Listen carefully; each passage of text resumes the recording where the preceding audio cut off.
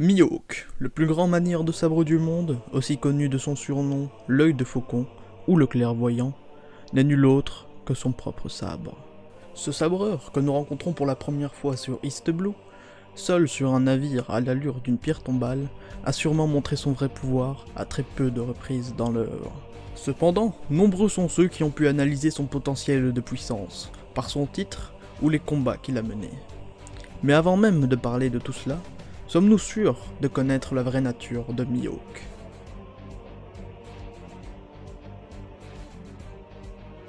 Dracul Mihawk, présent à l'exécution de Goldie Roger, a d'après un databook longtemps souhaité devenir le roi des pirates.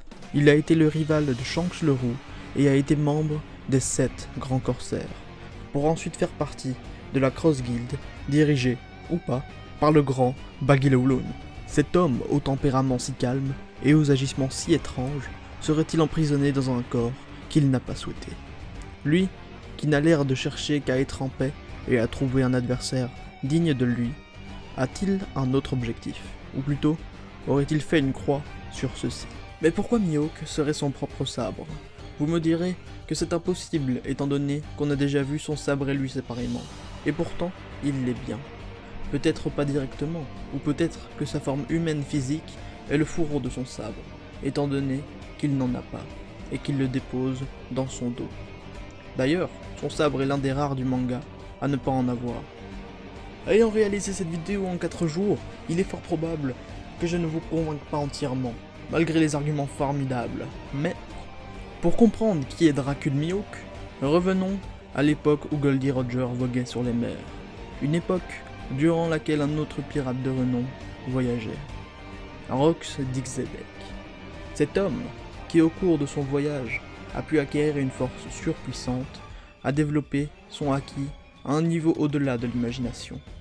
Formant peu à peu son équipage sur les mers et découvrant le monde, c'est ainsi que Rox Dixebeck obtenu un regard plus tranchant que nul autre, un regard de faucon. Xebec étant le premier possesseur du sabre Yoru, l'a peu à peu nourri de son acquis, le poussant à devenir une lame noire. Et c'est ainsi que débuta l'existence de Dracul Mihawk. Après les incidents de God Valley, le sabre prit une forme humaine grâce au acquis de Xebec, et peut-être motivé par la haine d'avoir été vaincu. Il fut donc emporté par un équipage, sûrement en tant que rescapé de God Valley. Et c'est ainsi que débuta sa chasse. Il tua tous ceux qui portaient le blason de la marine et qui revendiquaient la victoire face à Rox Dixebeck. Mais pourquoi pas l'équipage de Roger? Peut-être les chassait-il, peut-être même que c'est la raison de sa présence à l'exécution de Roger, ou de ses nombreux duels face à Shanks, ou peut-être ne reconnaissait-il pas la victoire de la marine, mais bien celle de Roger. Son rêve de devenir le roi des pirates est peut-être venu du fait que Roger, qui avait vaincu son manieur, avait atteint ce rêve, et que pour être pleinement satisfait de sa vengeance, il lui fallait le surpasser. Un objectif qui fut vite arrêté par un autre bien plus grand. Soit, l'œil du faucon continua ses massacres, jusqu'au jour où celui-ci avait épuisé la quasi-totalité du acquis qu'il avait. Et, étant un sabre, et ne pouvant en produire, il était donc destiné à mourir. Seulement Shanks, qui comme je l'expliquais dans la vidéo sur l'alabastaïsme, possède le acquis de Xebec, put, dans sa légendaire folie de gitan, en redonner à Mihawk.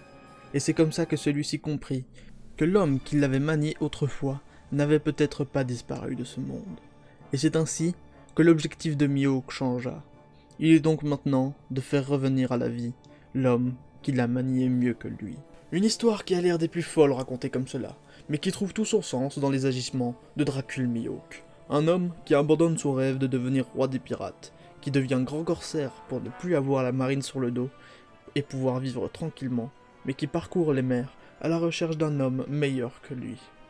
Un homme qui a encore de l'ambition, mais qui ne veut pas, ou plutôt ne peut pas, se battre contre tout le monde à la fois, car le haki qu'il utilise serait aussi son espérance de vie. Comme je vous le disais dans la théorie de l'alabastaïsme, Barbe Blanche, Crocodile et Ivankov ont sûrement fait partie de l'équipage des Rox.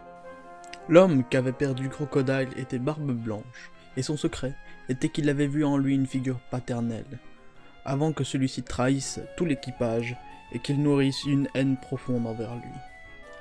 Récemment, dans les derniers chapitres qui sont sortis, Crocodile et Mihawk ont eu une conversation un peu spéciale.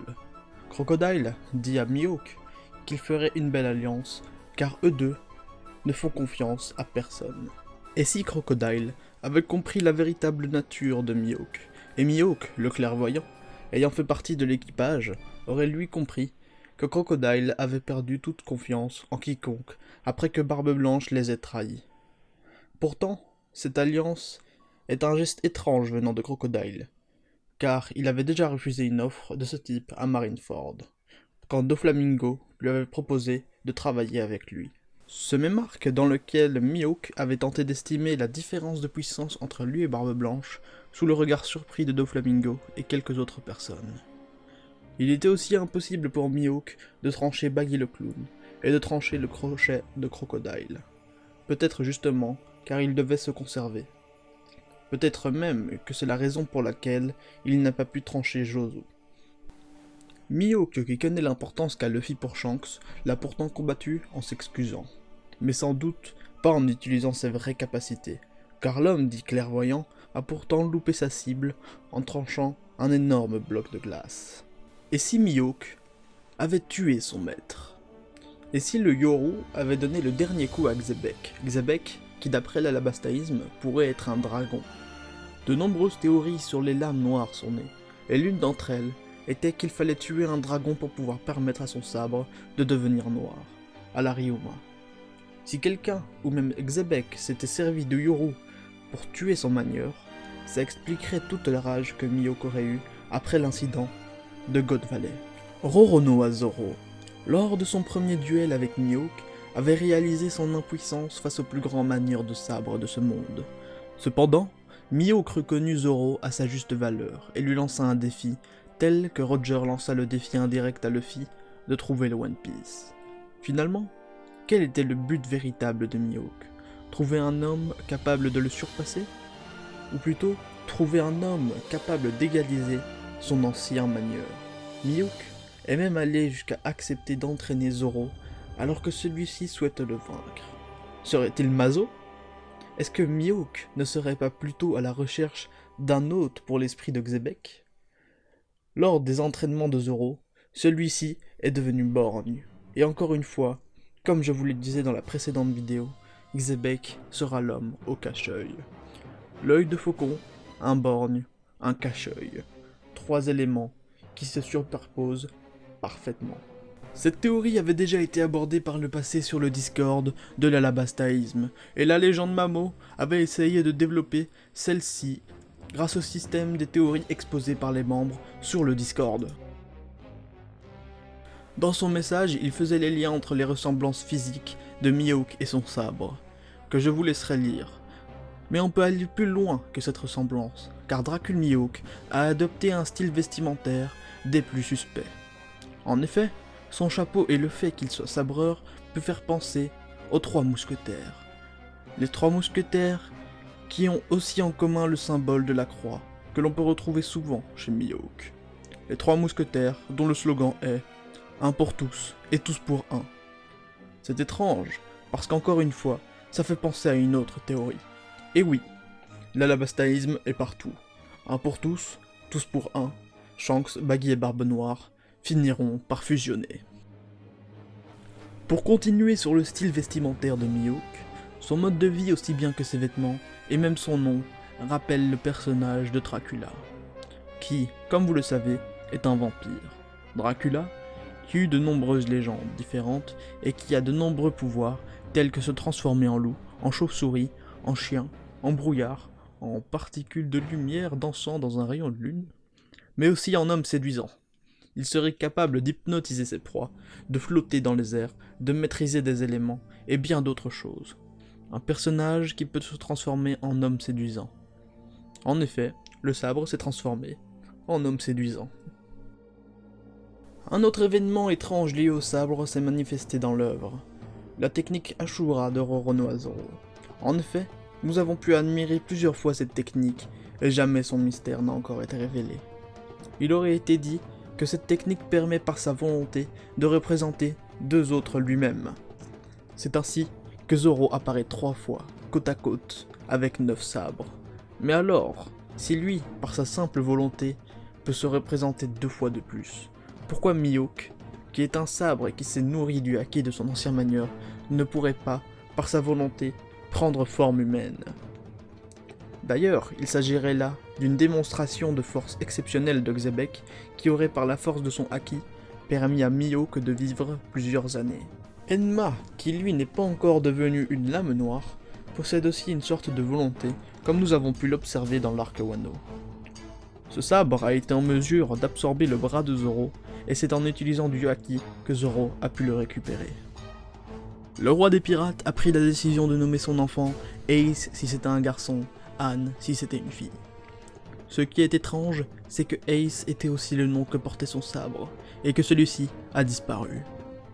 Cependant, Ace, à la différence de Yoru ou Mihawk, n'était pas une lame noire. Contrairement à Xebec, Roger aurait cherché une solution pour que son sabre, à qui il avait créé une âme, puisse être libre.